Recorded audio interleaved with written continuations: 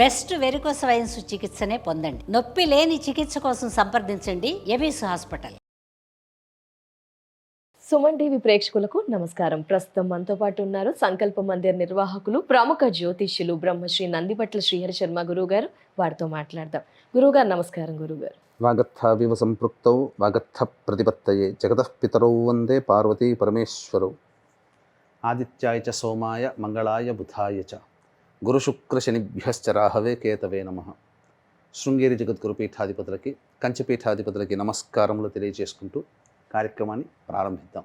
గురువు గారు, మరి ఫిబ్రవరి 17న అమావాస్య, సూర్యగ్రహణం, పంచగ్రహ కూటమి, మరి ఎలాంటి వారి మీద ఎలాంటి ప్రభావం ఉంటుంది, ఏ రాశుల మీద ఏమైనా ప్రభావం ఉంటుంది అంటారా?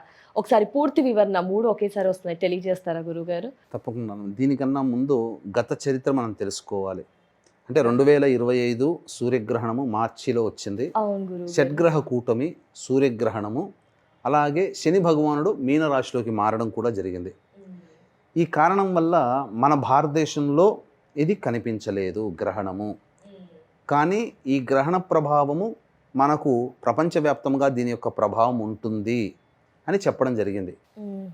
అన్నట్టుగానే మన భారతదేశంలో కనిపించకపోయినా అనవసరంగా ఎందుకు చెప్తున్నారు? కనిపించని దానికి మనం ఏం నియమాలు ఉండదు కదా, నియమాలు పాటించాల్సింది లేదు కదా. వాస్తవానికి కనిపించినటువంటి గ్రహణానికి ఆచారాలు, నియమాలు పాటించాల్సిన అవసరం లేదు. కానీ ప్రభావం మాత్రం మన భారతదేశం పొందింది. పెహల్గాం దాడి ఏప్రిల్ 26వ తారీఖు రోజున మనము 29 మంది ప్రాణాలని, సామాన్య మానవుల్ని పొట్టన పెట్టుకున్నారు తీవ్రవాదులు. కాబట్టి ప్రపంచవ్యాప్తముగా యుద్ధ వాతావరణాలు అప్పుడు వచ్చేసేసాయి. మన భారతదేశంలో కూడా ఈ ప్రభావం కనబడింది. కాబట్టి అలాగే ఈ ఫిబ్రవరి 17వ తారీఖు రోజున అమావాస్య, సూర్యగ్రహణం, పంచగ్రహ కూటమి ఏర్పడుతుంది.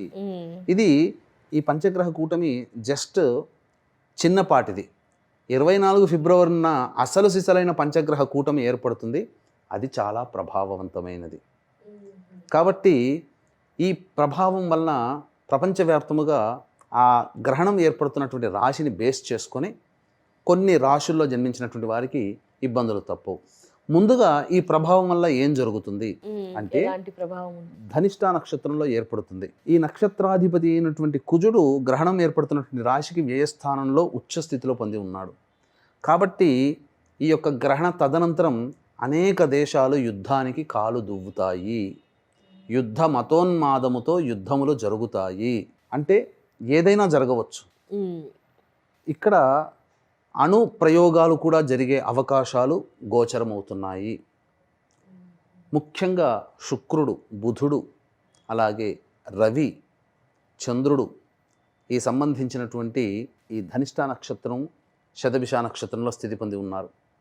దీని ప్రభావం వలన ముఖ్యంగా స్త్రీలకి ఇబ్బందికర పరిస్థితులు ఎదురవుతాయి. అందుకే ఈ మధ్య చూశారంటేనమ్మా, గత 15 రోజులుగా ఎక్కడ చూసినా స్త్రీలే సూసైడ్ చేసుకుంటున్నారు, తమ పిల్లల్ని పొట్టన పెట్టుకుంటున్నారు. మన అనేక దేశాలలో కూడా స్త్రీ పరంగా ఇబ్బంది అనేటువంటిది ఉంటుంది. ప్రముఖ వ్యక్తి అనగా పేరు పొందినటువంటి స్త్రీ మరణించే అవకాశం కూడా ఉంటుంది ఈ సంబంధించినటువంటి గ్రహణ ప్రభావం వలన. కాబట్టి వీక్షించేటువంటి సుమన్ టీవీ ప్రేక్షకులు ఒక్కటి గుర్తుపెట్టుకోండి, ఈ యొక్క గ్రహణము మన భారతదేశంలో కనిపించదు. కనిపించినటువంటి గ్రహణానికి ఎటువంటి ఆచారాలు, నియమాలు పాటించాల్సినటువంటి పని లేదు. కానీ ప్రపంచవ్యాప్తముగా ఈ గ్రహణం ఏర్పడుతున్నటువంటి సందర్భంగా చక్కగా గుర్తుపెట్టుకోండి, కొన్ని రాశుల్లో జన్మించినటువంటి వారికి కొన్ని ఇబ్బందులు, విపత్తులు ఏర్పడతాయి. దైవానుగ్రహ ప్రభావంతో ఆ విపత్తుల నుంచి తప్పించుకునే ప్రయత్నం మనం చేసుకోవాలి. ఎందుకనంటే ఇక్కడ మన భారతదేశంలో కనిపిస్తేనే మనం దాన్ని కన్సిడర్ చేస్తామంటే, ప్రపంచానికి ఒక్కొక్క దేశానికి ఒక్కొక్క సూర్యుడు, ఒక్కొక్క చంద్రుడు ఉండడు కదా. ప్రపంచానికంతా ఒకటే సూర్యుడు, ఈ భూమి మీద ఒకటే చంద్రుడు. కాబట్టి అటువంటి సూర్యునికి, చంద్రునికి గ్రహణ ప్రభావం ఉన్నప్పుడు ఏం జరుగుతుంది? ఆ సమయము చాలా ఇంపార్టెంట్. మనకు భారతదేశాన్ని కనుక మనం దాన్ని తర్జుమా చేసుకుంటే, ఆ సమయాన్ని మనం ఇంటర్ప్రిటేషన్ చేసుకుంటే, మధ్యాహ్నం 3:24 నుంచి రాత్రి 7:47 వరకు ఈ యొక్క సంబంధించినటువంటి గ్రహణ ప్రభావం ఉంటుంది. ఈ సమయము చాలా కీలకమైనది. అమృత తుల్యమైనది. ఒకసారి శ్రీరామ అంటే 100 సార్లు శ్రీరామ అన్నంత ఫలితం ఈ సమయంలో ఏర్పడుతుంది. అందుకే ఈ సమయం ఇంపార్టెంట్. అమావాస్య కాబట్టి వీక్షించేటువంటి ప్రేక్షకులు ఆ రోజున మీ పితృదేవతల్ని ఉద్దేశించి పిండ ప్రదానం, తర్పణాది కార్యక్రమాలు చేసుకోవచ్చు. చక్కగా మంచిదే. అమావాస్య, మాఘ అమావాస్య చాలా విశేషం.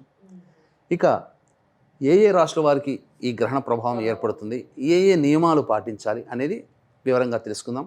వీక్షించేటువంటి ప్రేక్షకులకు కూడా గమనిక, ఈ 17వ తారీఖు రోజున ఏర్పడుతున్నటువంటి సూర్యగ్రహణ ప్రభావం వలన వృషభ, మిథున, కర్కాటక, సింహ, తుల, వృశ్చిక, మకర, కుంభ, మీన రాశుల్లో జన్మించినటువంటి వారికి దోషప్రదము. కావున ఈ గ్రహణ దోష నివారణార్థమై మన పీఠమాధ్వర్యంలో మహిమాన్విత కాశీక్షేత్రములో ఈ మధ్యాహ్నం 3 గంటలకి గ్రహణదోష నివారణ పూజల హోమాలు, చండీ హోమము, మృత్యుంజయ, రుద్ర, సుదర్శన, దత్తాత్రేయ, కాలభైరవ, శనిదోష నివారణ పూజల హోమాలు జరిపించి శక్తిపాతము చేసినటువంటి కరుంగలిమాల ఇవ్వడం జరుగుతుంది. అవకాశం ఉన్న వాళ్ళు స్క్రీన్పై కనిపిస్తున్న నెంబర్కి కాంటాక్ట్ చేసి మీ గోత్రనామాదులు నమోదు చేసుకోవచ్చు. అన్ని విధాలుగా మీకు దైవం అనుగ్రహిస్తుందని చెప్పవచ్చు.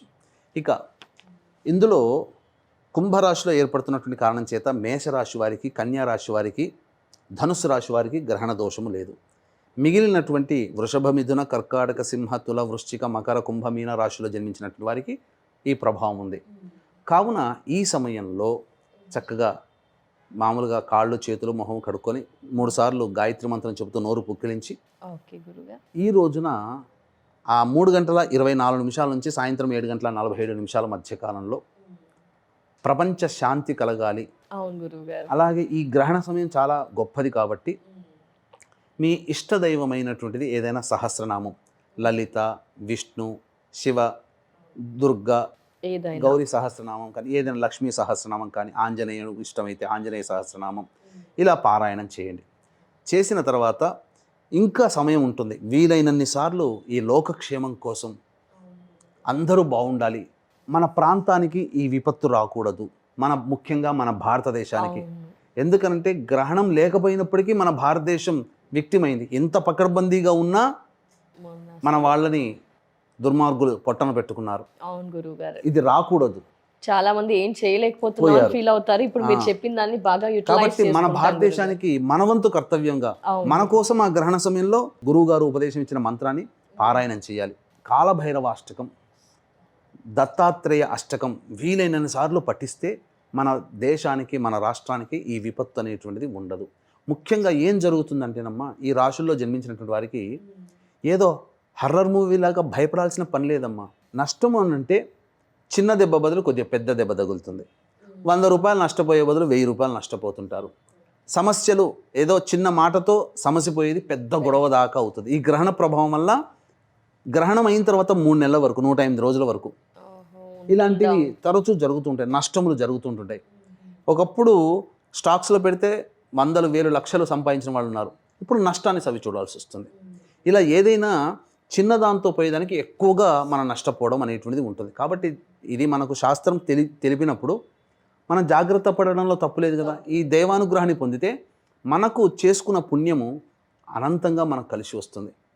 ఇవన్నీ చేస్తూ కూడా ఇంకా దైవానుగ్రహం మనకు కావాలి అని అంటే మన పీఠమాధ్వర్యంలో కాశీలో ఎలాగో గ్రహణ దోష నివారణ పూజల హోమాలు 17వ తారీఖు నాడు మధ్యాహ్నం 3 గంటలకి, కాబట్టి మధ్యాహ్నం 1 గంట లోపల ఎవరైనా గోత్రనామాదులు నమోదు చేసుకోవచ్చు.